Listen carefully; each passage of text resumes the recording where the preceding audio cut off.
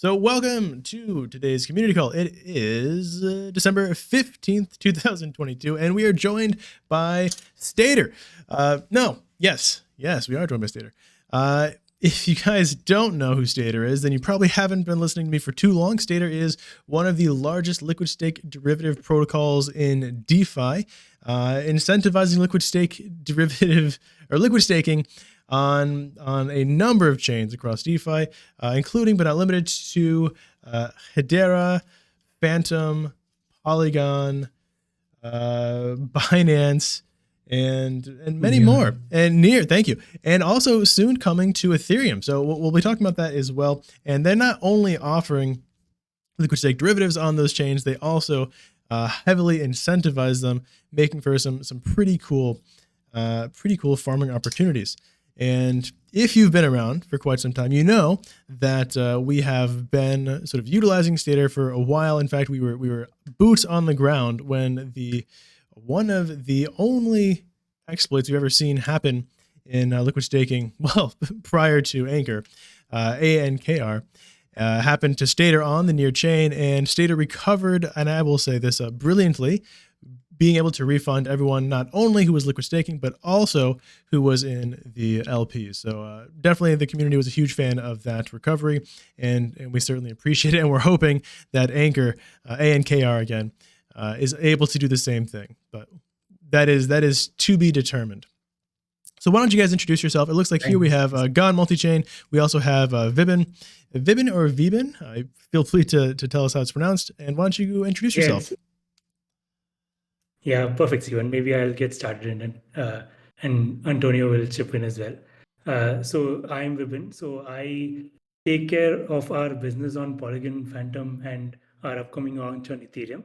So the way we are set up at Stader is that we have specific leaders kind of leading a set of chains, and I take care of Polygon, Phantom, and the upcoming launch on Ethereum for us. So it's been a super exciting journey so far. I think on both Phantom and Polygon, we launched about 6 months back, and we've had a great amount of love from the community. So we've been glad to be building there. And similar on Binance and Near as well. Now we look forward to kind of bringing that to Ethereum as well. Well, fantastic. Very glad to have you here, and neat that you personally are involved in so many chains. I had the pleasure of speaking to the Stader Near team before, and they seemed very sort of insular and isolated on Near. So to know that your sort of cross-chain multi-chain will make you a perfect fit for this conversation. There is a lot to talk about in terms of Stader, liquid staking, and then particularly Ethereum. So let's. Oh my goodness, so many things. Let's start with some recent events that have happened. Right, recently, Anchor was exploited, and literally trillions of Anchor BNB were minted, and this affected the BNBX LP.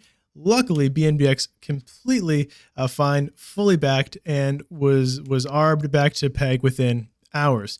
Can you sort of speak to how you guys saw that event and what that told you about liquid stake derivatives and the health of your ecosystems? Yeah, absolutely, Steven. I think the good thing was we were able to find the changes on the markets actually quite quickly. So we've always been very keen on security. So as part of that, one of the things we do is have a lot of alerting systems, right? Which is what enabled us to find out about this quite quickly and kind of talk to Wombat and look to see how quickly we can pause the pool, etc. But yeah, a lot of trading did happen, and some fantastic people did arbit back to peg, and some of them made some handsome rewards as well in the process. So I think it continues to be important, Stephen, especially to guard against people being able to mint tokens, right? The good thing is this is a very standard way in which it's done on most EVM chains. This is an implementation that's done repeatedly, whereby preventing such minting without the respective staking happening is a very core to it. So it's something that we have reviewed multiple times, and we are very confident that the deployment we have does work out quite well. And that's why, for example, none of what happened to Anchor actually happened to us. And just for people who might not be very familiar, what ended up happening with Anchor is someone got hold of the deployment key itself and was able to upgrade the entire smart contract to be malicious and then able to mint this, unfortunately, right, for the ecosystem. So the good thing was we had alerts in place, and we could quickly kind of spot what was happening, Stephen. We still did have some people in the Wombat pool affected because it was a common pool across uh, all three of the stake tokens on BNB plus the BNB token itself. So we are still working with the Anchor team to ensure that all users who are affected by this particular exploit on that common pool actually get uh, compensated for it. So it's an ongoing conversation that we've been doing with Anchor, and we've been fully transparent with the community and giving them updates on an ongoing basis. And our community understands what we are like negotiating with Anchor and what we are pushing for, and is fully aligned and backing us on that. So we look forward to a full resolution and compensation for all users who are affected. Fantastic. I commend you for pursuing that path. Completely, this particular exploit was not your fault. The fact that you are pushing for your users to have compensation in spite of a lack of fault there is really, really cool, and a huge show of confidence. Now, I will say, you guys did experience an exploit on the Near ecosystem that was semi-similar insofar as the liquid stake derivative asset, which in this case was NearX, was minted and then utilized to drain the LPs. Like I said, you guys did make everyone whole, which was phenomenal. Can you explain sort of how that happened, and then why it hasn't or doesn't happen on EVMs, and what maybe the Halborn auditors have done since to ensure it won't happen again? Yeah, absolutely, Stephen. Essentially, what ended up happening on Near was that so unlike on EVM chain, so what happens on EVM chains is that the code that is written to mint a specific token is a standard implementation that's now being used by like hundreds or probably thousands of protocols, and therefore it's super battle tested and fully reliable, right? And nobody kind of creates a custom implementation of that. People do the implementation that's been used across multiple protocols. It's a tried and tested implementation. What specifically happened on Near was that Near provides specifications for the token, which is like the ERC20 token on EVMs, but every protocol has to do its own implementation. So unfortunately, what ended up happening was a very specific edge case got missed, and that specifically got exploited. So the fact that every protocol has to do a custom implementation of the ERC20 specs on Near, unfortunately, was what led to it. And this got missed by the auditors as well. We had two audits like we do on every single chain, right? We have two independent audits that had been done, but unfortunately, it was not spotted by either of them. And we were able to react quickly, keep users completely clear about what was happening, and also compensate them in full. We have also been able to double down and understand these fault lines, and we are even more cognizant and aware of the risk, and kind of ensuring that these use cases are covered as we do our audits, as we set up our alerts and bug bounties, right? So that's kind of what we have done, Stephen. But to go back to what you specifically asked, the need for a custom implementation of the ERC20 token specs on Near is what led to the exploit itself, and we have since fixed it.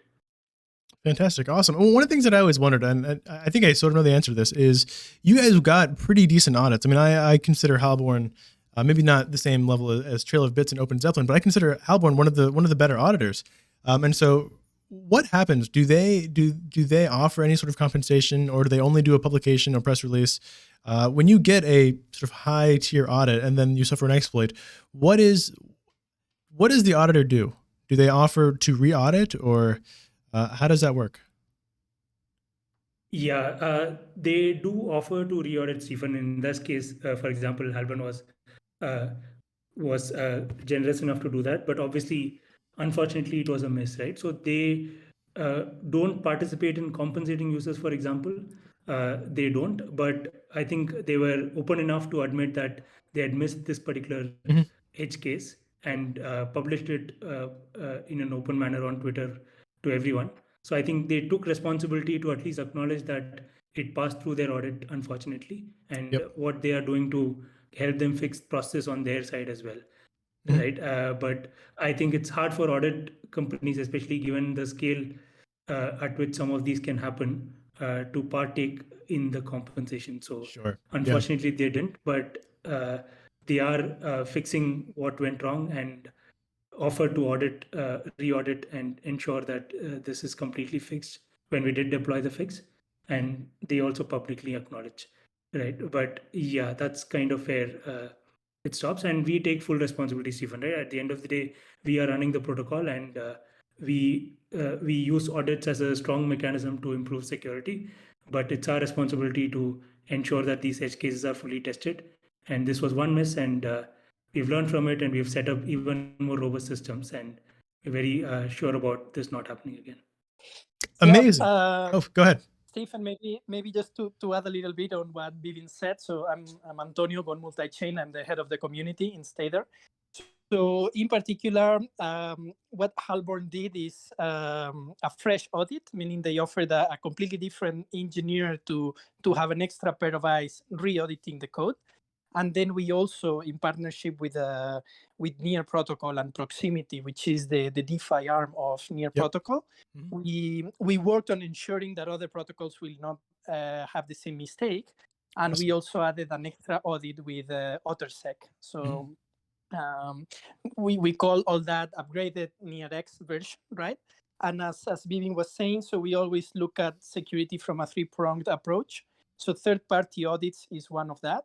The other one is to have bug bounties. We have a partnership with Immunify in pretty much every chain we are deploying. And then we have the on-chain monitoring with firms like Forta or Certora. So that's our three-pronged approach to security in the different chains we are operating. Outstanding. Love to hear it. Looks like we have, okay. Some do a Liberty Found SD on DeFi Llama right before. Oh, so cool. Warlord Turtle talking about Stader. Outstanding. One thing that I wanted to sort of segue into is I want to verify whether or not my assumption is correct. So I often say that exploits on liquid stake derivatives are different from exploits on bridges, as an example. And the sort of analogy that I use is an exploit on a liquid stake derivative protocol is kind of like you have gold in a safe, and then you get a receipt that says how much gold you have in that safe. When you exploit a liquid stake derivative protocol, you exploit the receipt. You print a bunch of the receipts, but you never touch the gold. So after all the dust settles, the receipts can be burned. You can create new receipts, and the gold is all still there, and everyone can get a new receipt for that gold. Whereas an exploit on a bridge is the exact opposite. The receipt tokens, like USDC Nomad as an example, or the Horizon Bridge USDC, that doesn't get touched, but the gold is stolen. So now those receipt tokens can no longer be redeemed for anything because now, is that an accurate depiction of how these exploits are fundamentally different, or is there more nuance to it that we should be aware of? No, I think this is a commentary you had even as the near and the anchor things happens even, and we largely agree with what you said. And it's quite a contrast between what happens on a bridge. I think these are polar opposites in the way that you mentioned them. I think the one thing for us to watch out is that when people print receipts, then wherever the receipts are still getting used, that can get used up if it's not stopped fast enough. Absolutely. But apart from that, like you rightly said, the gold, which is the actual native token that we are staking, is actually safely staked with the validators, and it's not in the smart contract for anyone to try and exploit in the first place. So you're absolutely right in saying that the gold, which is the stake tokens, are actually safe with validators, right? And in fact, one of the things that we are exploring, Stephen, obviously, if the community likes it, is the right way to use possibility as a function as well, because then that mitigates the ability to even use receipts, which is then super powerful, and combined with the fact that the gold is safely secure, right? That makes liquid staking tokens like almost one of the hardest protocols to try and actually profit off from an exploit. So that's another angle that we are looking at as well. But your analogy works perfectly, I would agree.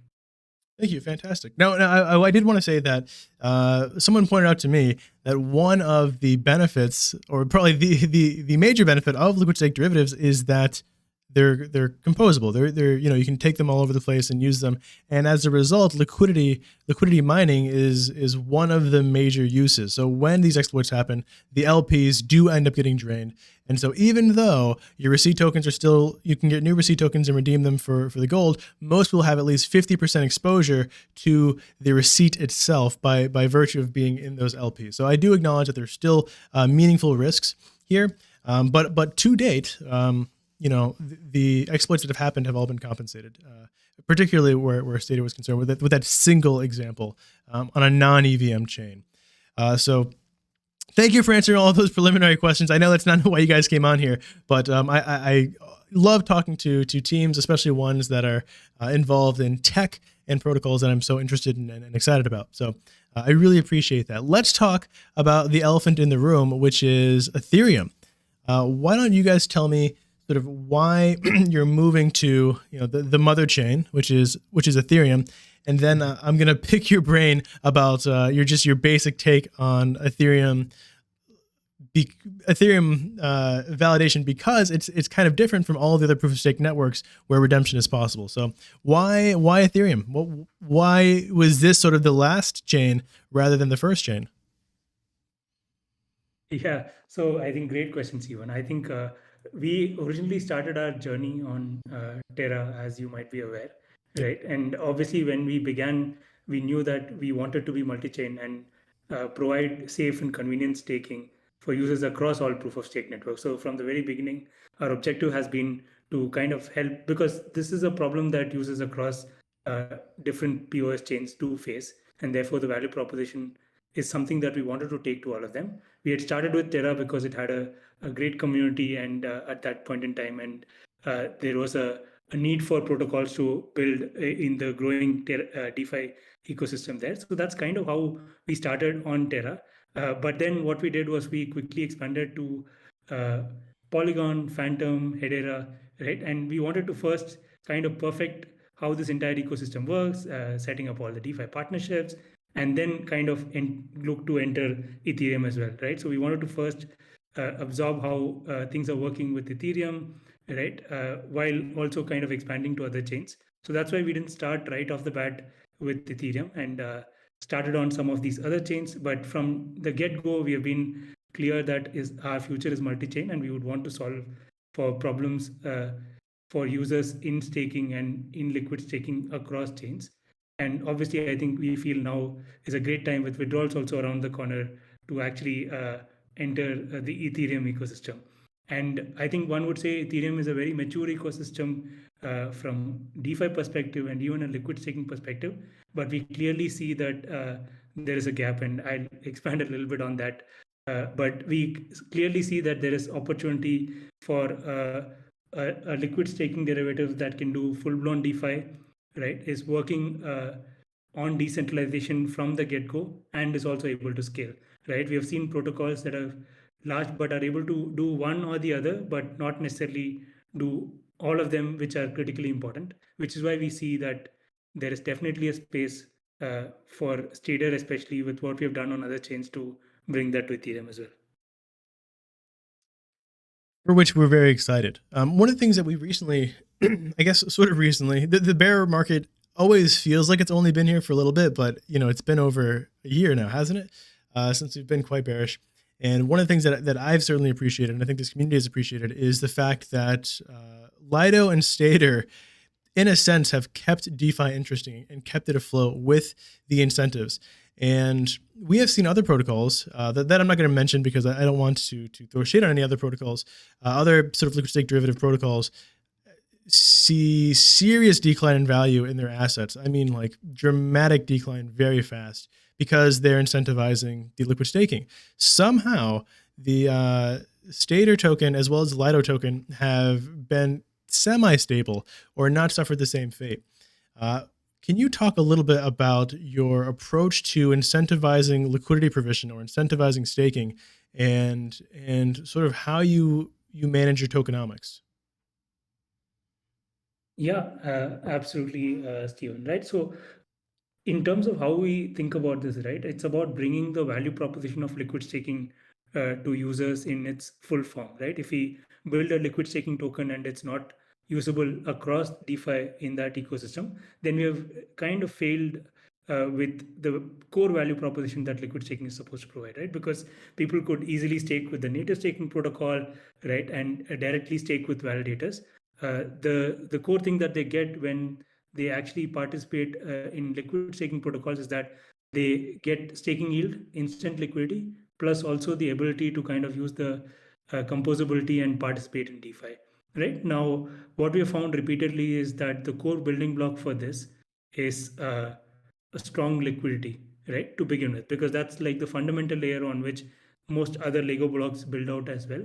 So we have been aware from day one that if we want to be firstly clear about the chains that we want to go on, but once we have committed and chosen the chains in the right way, we then ensure that we build out the ecosystem in the right manner. Now this typically involves incentivizing the liquidity pools, or even incentivizing initial traction through boosted yield like we have done on BNB and Near earlier, right? It's very important to get the initial liquidity that then flows into LPs to give that strong foundation for us to build out all of DeFi. It's probably similar reasons for which Lido might be incentivizing as well, at least working kind of side by side to them on Polygon with our MaticX token. We are aware that they also believe in building out the ecosystem in a similar manner. So I just feel that it's almost a fundamental part of how you can build out the liquid staking ecosystem, and it becomes imperative therefore to kind of ensure that there is enough yield. And the good thing for us is that we had raised funding. The team is well set up for the next 5-6 years, right? So we raised close to $30 million plus in treasury, which we still have, which gives us like 5-6 years of runway. So the core job for us is to build, choose the right chains to expand to, and build out the value proposition in the right way. So that's why we have been able to choose a certain number of chains, but then commit in the right manner to have full-blown DeFi in all of these ecosystems, because a half-done liquid staking solution is not useful to anyone, in our opinion. Thank you for that answer. Speaking of Lido and other liquid stake derivatives, you experienced a bit of pain recently because of, as you mentioned, that Wombat shared liquidity, or having, whether it be sort of like balancer clone pools where you have 3 different assets in one, or things of that nature. Are there any plans to do LPs that consist of, like, let's say a Stader derivative and a Lido derivative and other maybe more trusted derivative? I mean, Anchor is a very large protocol, so I can see why you would have paired with them. Yeah. But do you plan on doing any more of those in the future, or has this sort of been a cautionary tale where now you're not sure what to do moving forward? Yeah, and Steven, on Wombat, it was also an underlying design rather than an explicit pool that was combined as well, right?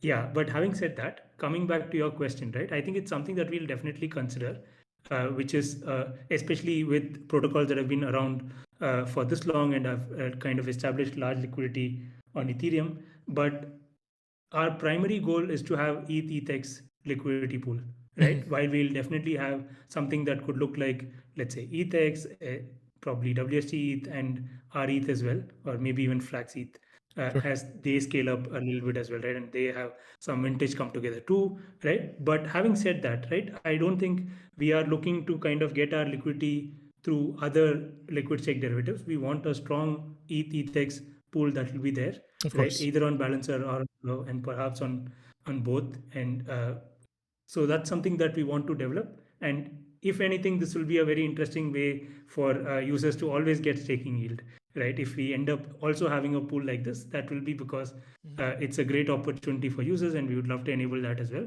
But our core LP pools are going to be ETHx pairs, so that we have a strong liquidity for our token in the first place to directly be swapped with ETH. So that completely makes sense, and surely that should be the prime directive, as one might say. Lido has, I'm going to ballpark here, but I believe it's somewhere around $7 billion in TVL.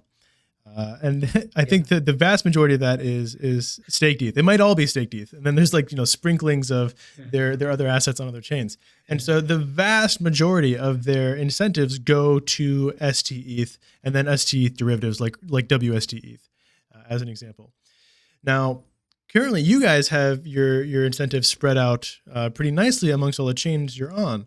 When you come to ETH, do you feel that there's going to be a new or a massive shift in the concentration of how you incentivize, because you will want to be incentivizing ETH, and there'll be much more draw to ETH and you expect more TVL on ETH? Or I guess what I'm asking is, do you see a similar situation to Lido potentially happening to you and how you incentivize? Got it. No, so what we expect to happen, Stephen, over a period of time, right? As ETH becomes our largest chain, that some of the incentives become in proportion, but very likely it's not going to be the same amount of incentives now being shifted to ETH. What we do expect is the amount of incentives we are going to set forward is also going to become higher in total, right? And thereby it's not likely to come at the cost of some of the chains that we have been working hard to build the community on and build all the DeFi use cases on, right? So obviously, as those ecosystems mature, the yield will be what it needs to be. But in terms of how we are planning for ETH, we have set aside a specific budget for ETH to build the liquidity and build all the DeFi integrations that we need, right? And that's how we approach it. Over a period of time, as we expect ETH to become super large, I think just by proportion, ETH might kind of suck in a lot of those incentives. But what you will also find with someone like Lido, for example, is that the percentage incentives that they provide, or probably the spends they have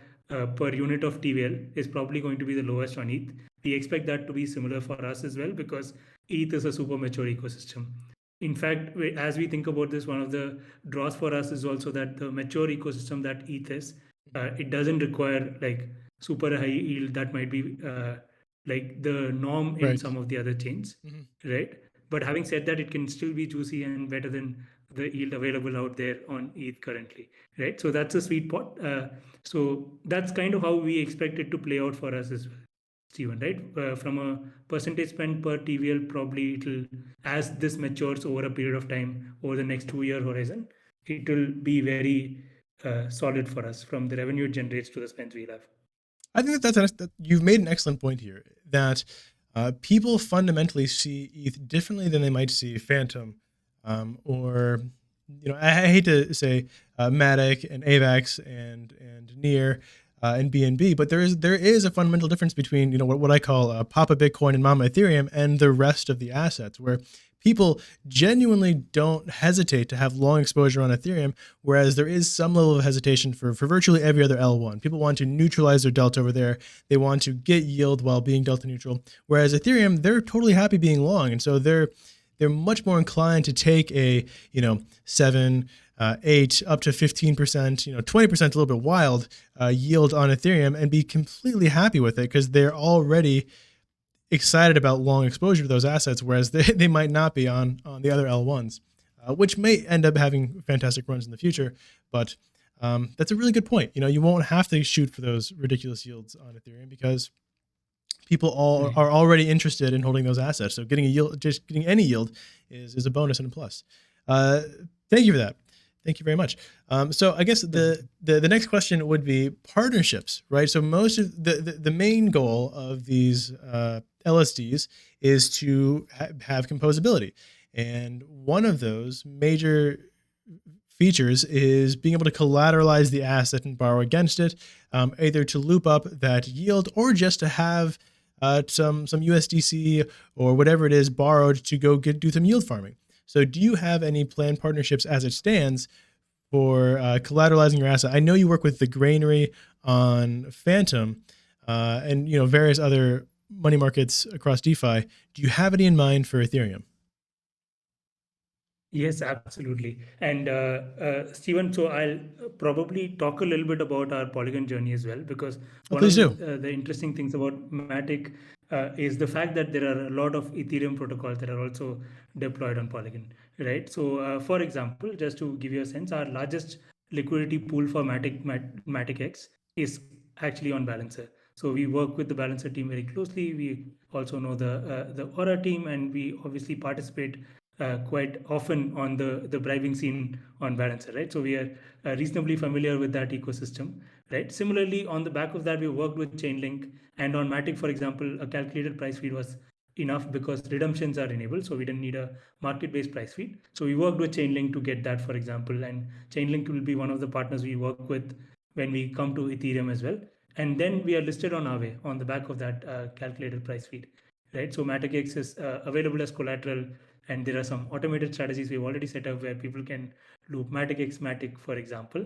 So that's given us some exposure, right, to already some of the top protocols. So when we come to Ethereum, the objective would be very similar: to set up the right size of liquidity pools and have uh, the the Chainlink price feed going first up. And once we are done with that, we are definitely going to obviously talk to these protocols, and the key ones that we are going to aim for is going to be Aave, Euler Finance. Compound is something that we are still trying to connect and see how we can get there. MakerDAO, for example, right? Liquidity eventually. So those are all protocols that we have in mind. We also have a few protocols that we have spoken to earlier. For example, there's Sturdy Finance, which is started on Phantom. We've been speaking to them, and they have started focusing a lot more on Ethereum recently. So that's one. The Cheetah on Polygon we work closely with, which also is on Ethereum. So there's a whole host of protocols that we will look to integrate with. But the first step is going to be to set up those LP pools and get the strong liquidity, get the Chainlink price feed in place, and then this is definitely going to happen, right? Especially with Aave V3 going live as well, I think it gives them more flexibility to onboard assets with the right level, set of risk parameters, including supply caps and whatnot. So we are quite positive about what DeFi integrations we can bring to the table on Ethereum for sure. That is quite the lineup. So let me just run back through those to make sure that I have a list of them. You said Aave, clearly. You also said Euler, which is exciting as well. Their incentives right now are super great. Cheetah, that's to be expected. Love them. You also said Liquidity.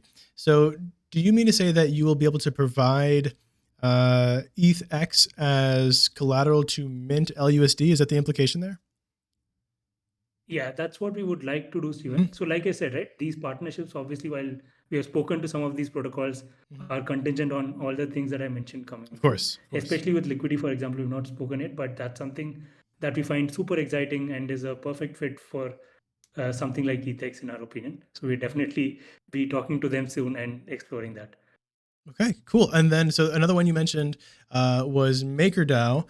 So I guess that would be very similar. You could provide the collateral and mint DAI. Is that the idea there? Or, Yes, correct. Okay, got Absolutely. it. Fantastic. And so what were the others that I may have missed? I know you mentioned there was one protocol that started on Phantom and then moved. Can you remind me of the name of that one? Yeah, it's Sturdy Finance. Sturdy. What okay, they essentially right. do is try and you're familiar. Yeah, I love Sturdy. Like almost zero borrowing cost growth. Yeah. Mm-hmm. Okay, so now you've piqued my interest because we really like Sturdy around here. In fact, I've done videos on them, and they were so enthused by my video. They sent me a hoodie. I wish I would have known you were talking about it. I would have worn my hoodie today. Big fan of Sturdy. What would you be doing with your asset there? So from my perspective, we look at their sort of stable LPs. They can leverage them up. It's very exciting. Low borrow rates, sometimes interest free, depending on utilization. So we know Sturdy, we love Sturdy. People might hate Sturdy for all I care. I shouldn't say we. I'm not going to speak for you guys, but I like their mechanics. What would you be interested in doing on Sturdy? Would it be similar to these leveraged LPs, or would it be something else? Yeah, we would love for example, the ETH being deposited to instead be ETHx, so that yield is then used by Sturdy.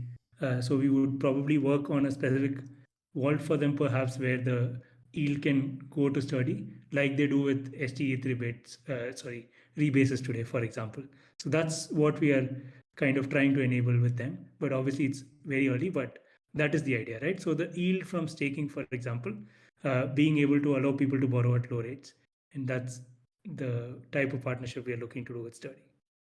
Okay, so in this case, it wouldn't be the leveraged loops. It would be collateralizing ETHx and then borrowing either interest free or very low rate stables against it. Is that accurate, or am I still missing something?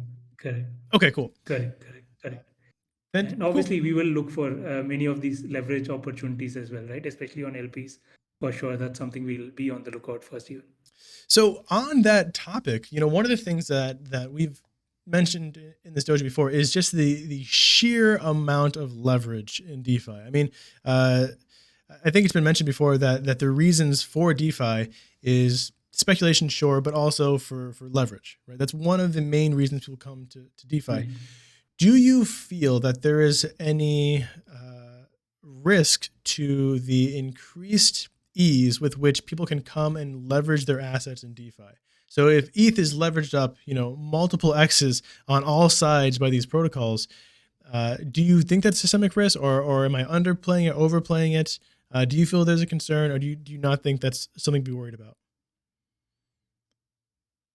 I mean, I think at all points in time, leverage is something that we should look at closely, and it does come with its own set of risks even. I think the interesting thing is that, especially when you kind of look at a liquid stake token, right, and levering up on a similar native token, I think it's almost one of those mixes where the leverage is lower risk than it would be typically, right? Sure. Because these two tokens move in tandem, that kind of eliminates quite a lot of the risk that is typically associated with this.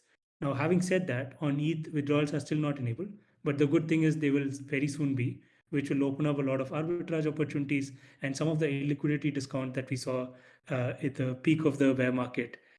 Obviously, I don't want to say peak, like hopefully it's been the peak, yeah. Right? Yeah, let's hope.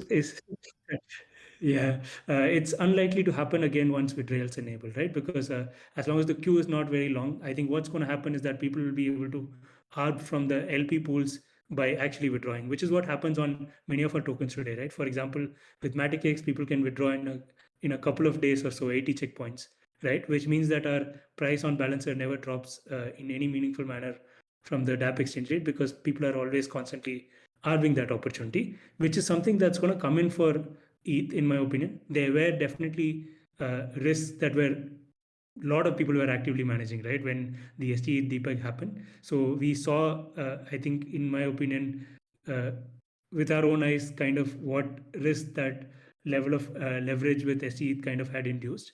But having said that, I think the good thing is that this is an asset class which is kind of, I think, I would just say less riskier to leverage with than some of the others, but you still need to be careful.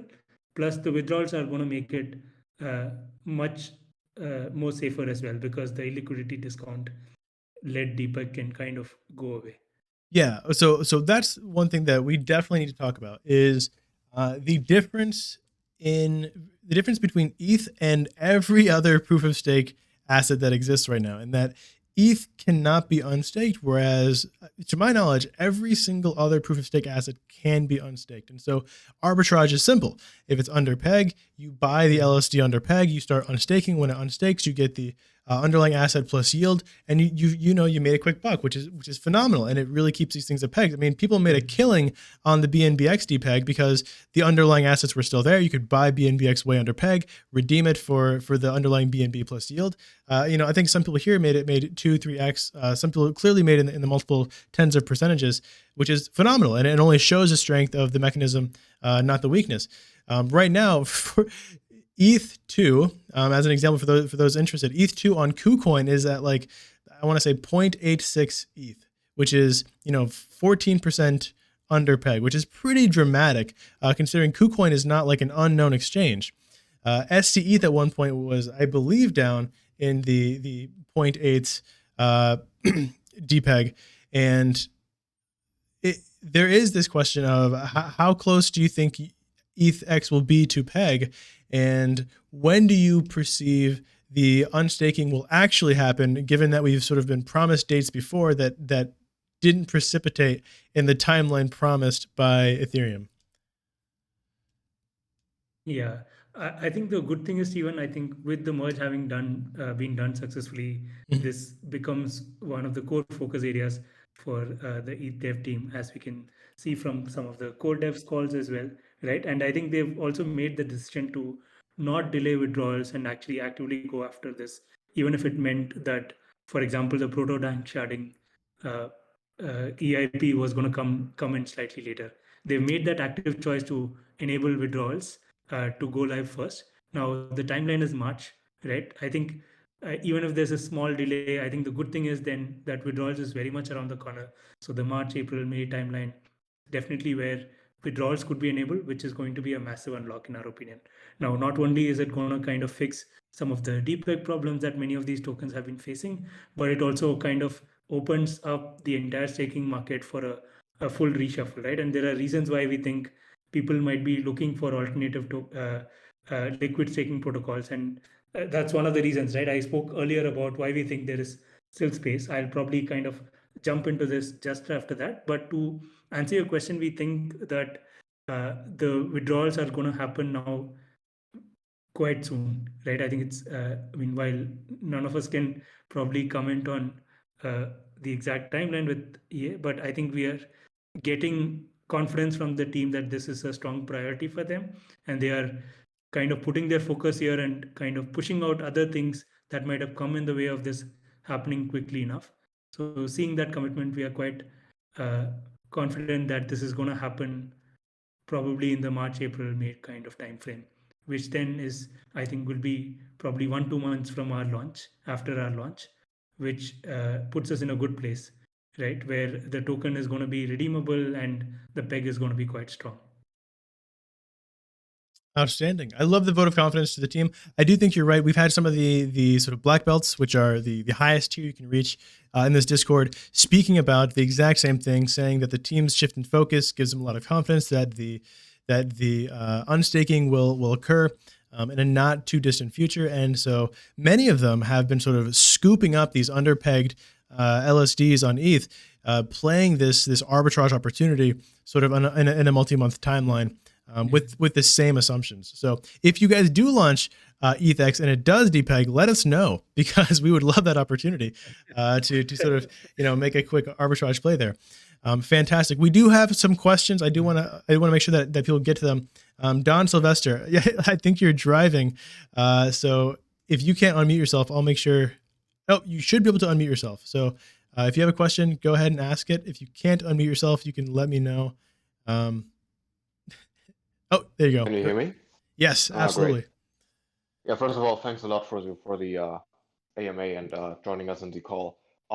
Maybe one question is, how do you think the kind of overall liquid staking space will look like over, like a more mid to high time frame, maybe even a couple of years out? Do you think it will be a business that will be very commoditized? And if so, where do you think you can still secure yourself an edge as Stader versus, for example, versus Lido? Or do you think it will be more, kind of who has the best incentive structures in the short to mid time, but then it's kind of going to dry out? Because I mean, me being part of a validator, we are kind of facing the same issue that validation in of itself, it's a commodity business, so there's not really any edge to be had in the business model. So we are also looking to kind of expand out into different things, and just be very interested in hearing what's your perspective on that from a liquid staking derivative perspective. Firstly, thanks, Don Sylvester. I think that's a great question. It's something that we have reflected on internally, thought about quite a lot, right? So our perspective is from a 2-year time frame, we don't see single winners taking it all in the liquid staking market, actually, Don Sylvester. We actually see multiple tokens emerging with strong amount of liquidity and DeFi composability being possible. And I think that's very healthy for the ecosystem as well. And I believe that's where it will go. Now, from a differentiation standpoint itself, so the way we think about it is that there are two things that we want to be very good at. One, kind of keep our ears open, kind of listen to the community, bring the right kind of design to each chain that we go to. For example, when we went on Phantom, it's a quite complicated architecture. It has lock-ins, it has the different yield based on when you staked and how long you staked for. If you unlock earlier, there's a certain element, etc. But we try to get multiple rounds of feedback with our users and then build the right solution. Right now, even on ETH, for example, while the token design is simpler, right, there is a lot of complexity in terms of the right node operators set up, in our opinion, right? So what kind of validators to partner with and how do you work with them, I think is a skill set that you need to develop, right, while being scalable. So I think there's definitely room for that. Secondly, Don Sylvester, the one thing that we have done repeatedly is we build all of these smart contracts ourselves on every single chain. So across all six chains, we have kind of built out these smart contracts, and we have a strong tech team that can actually, when we have an opportunity that we hear from our community, it's something that we can immediately build out. For example, on BNB, we built out a portfolios opportunity where essentially we automated a strategy that was quite popular. Similarly, on Matic, we have tied up with the protocol, but we are also looking to see which opportunities we can, which vaults and opportunities we can automate for our users as well, right? So we have a strong team that can also keep building on top. And I think there is still a lot of need for much better user experience, right, with liquid staking protocols and DeFi protocols in general, right? And whether that be just about how our UX is today, where we have a lot of plans to revamp those, which itself I think can be a strong point of difference going forward with the level of focus it can bring in, the level of context that can be there in the dApp itself, as well as in terms of what opportunities we unlock for them and how convenient and simple we can make that for users, right? So the entire delta neutral strategies that you've been talking about, whether it be with a partner or we building it ourselves, how do we bring that to the user in the right manner, in a safe manner, in a convenient manner? That's where we see the difference actually happening, not in the token itself, Don Sylvester, over a period of time. And you're right that we can't depend on incentives. That can't be a moat, right? I think that is the early part of building out the liquidity that is required, but a dependence on that is not going to play out for any protocol that depends solely on that. Yeah, thanks a lot. Appreciate the answer. Maybe also since you quickly kind of mentioned that it kind of, the structure of offering these liquid staking derivatives is of different difficulty on different chains. Let's assume I was managing parts of the portfolio of somebody who entrusts me with their crypto holdings, and I suggest them that on some layer ones where they have long exposure, we should move it into these liquid staking derivatives and earn some additional yield on it. How do you think I could explain them in non-technical terms? What the specific risks are on each chain, how they differ from chain to chain, and do you think it is possible that you can kind of quantify a fair risk premium on these liquid staking derivatives versus the regularly staked asset? What do you think would be a fair minimum yield you should achieve on top of these liquid staking derivatives to make it worthwhile the risk? Because I mean that having sort of a getting an approximate number would help to identify opportunities where you think, okay, that yield might not be sufficient to justify the risk, or that yield might be a really interesting opportunity right now because it's kind of above the fair risk premium.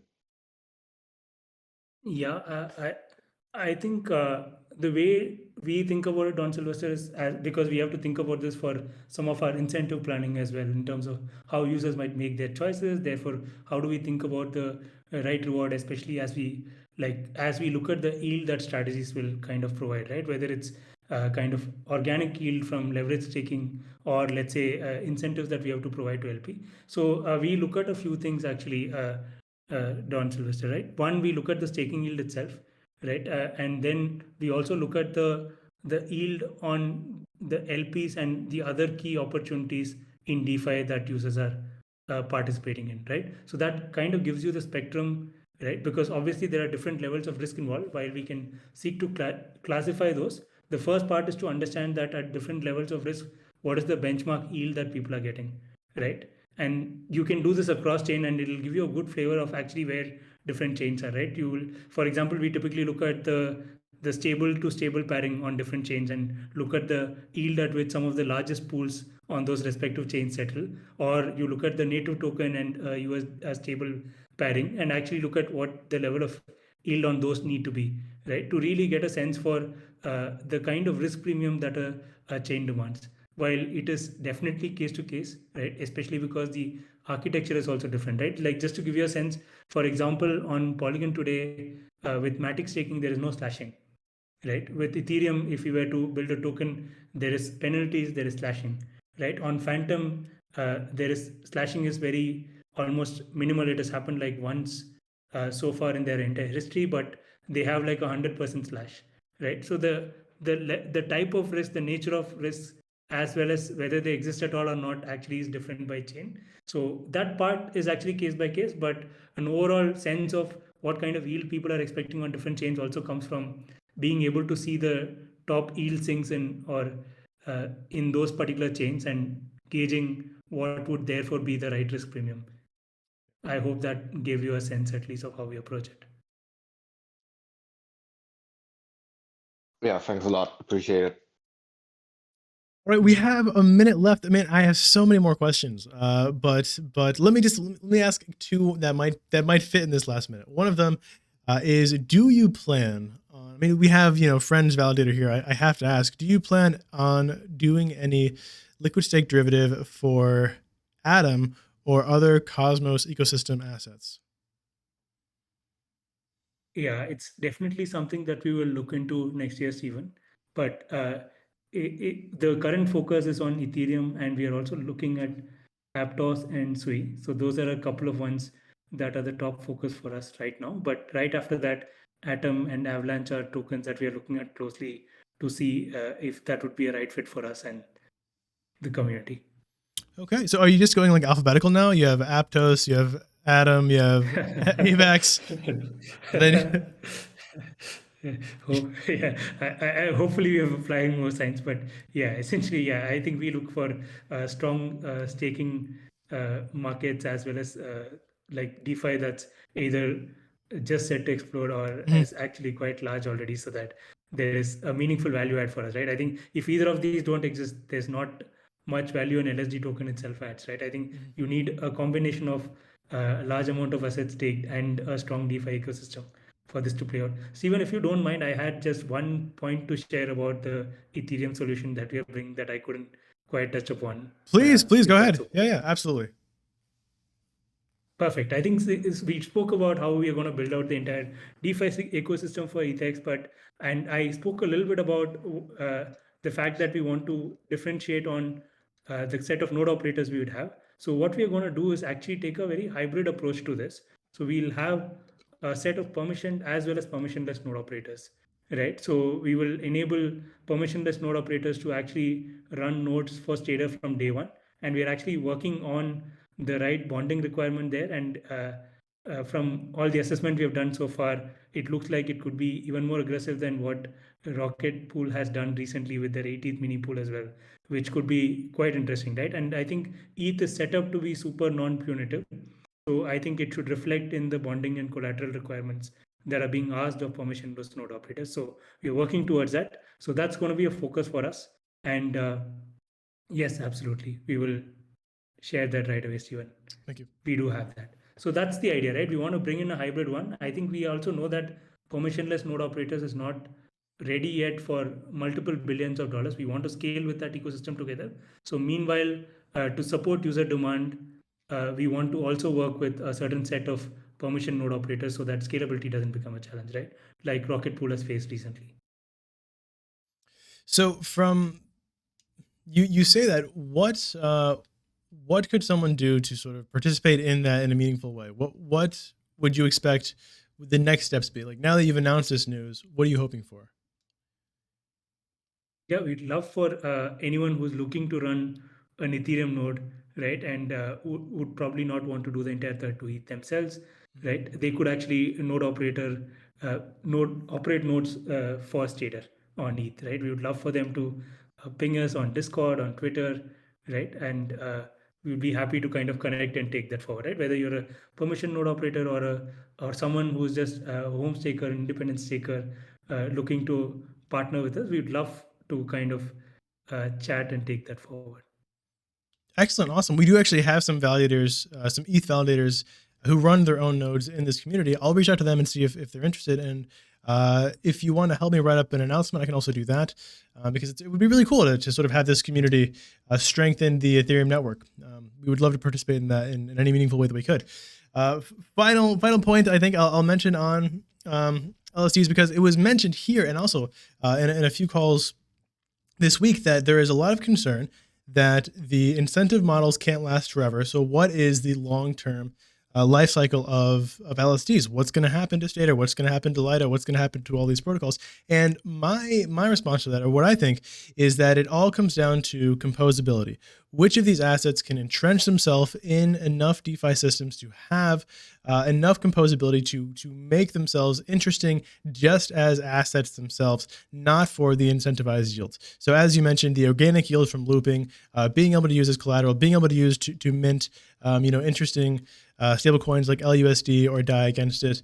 I think composability will be king. Composability will be what sets apart what I guess sorts the wheat from the chaff in terms of the liquid stake derivative protocols in the future. That's my take. But thank you. I Go can't ahead. agree more, actually, Sivan. Yeah. No, can't agree more on that, Sivan, right? I think there are very clear organic yield sources that liquid stake tokens unlock, right? You touched upon leverage staking, you touched upon actually even minting stable coins, right? Even DeFi option walls, which are emerging and becoming quite large. I think there are some great fits with liquid staking token, right? Like a covered call strategy, for example, yield bearing token works better than the native token, right? So there are a set of key places where this staking yield on top really kind of fits well with the DeFi yield, and you're spot on in that. That needs no incentives, to be honest, to keep going forever. Perfect. Man, I really could continue this conversation more, but I'm pretty sure I'm 5 minutes late to a meeting now. So I will have to cut this short. But seriously, sincerely, thank you so much for joining. Thank you for coming on here and giving a large explanation. I'm going to post this video. I'm going to make it public later because I do think this is knowledge that everyone in DeFi should have. But genuinely appreciate it. You're welcome. Have full reign of the DeFi Dojo Discord. I'll up your permissions later, so you're a builder here. You're always considered a friend of the dojo. I personally enjoy your protocols and your takes on LSD. We absolutely love your threads as well, Stephen, and the opportunities. And we hope to have enough on ETHx for it to be a staple of the DeFi dojo. So look forward to that. All right. Thank you so much. And everyone else, have a wonderful rest of your day.